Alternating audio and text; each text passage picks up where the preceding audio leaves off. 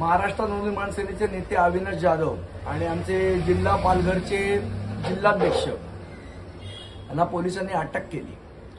मला सरकारला हा प्रश्न विचारायचा आहे की गुजराती व्यापाऱ्यांच्या मोर्चाला तुम्ही कशी परवानगी दिलीत आणि मग मराठी माणसाच्या मोर्चाला का अडवताय?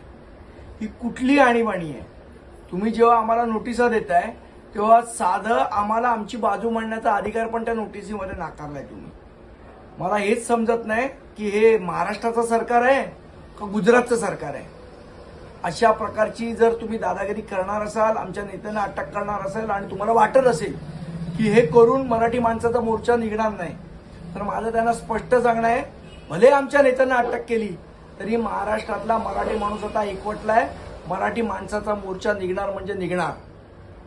पोलीस प्रशासनाने जर गुजरात्यांना परवानगी दिली आहे, आम्हालाही परवानगी तुम्हाला द्यावीच लागणार। लोकशाहीमध्ये दोन मापदंड नसतात, मापदंड एकच असतो। तर त्यांना परवानगी दिली आम्हालाही द्यावीच लागेल।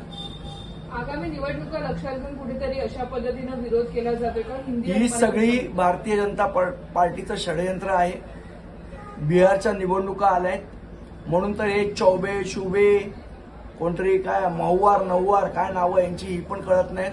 हे असले लोक येऊन मुद्दाम भडकाऊ स्टेटमेंट देत आहेत, कारण यांना महाराष्ट्र अशांत करून बिहारची इलेक्शन जिंकायची।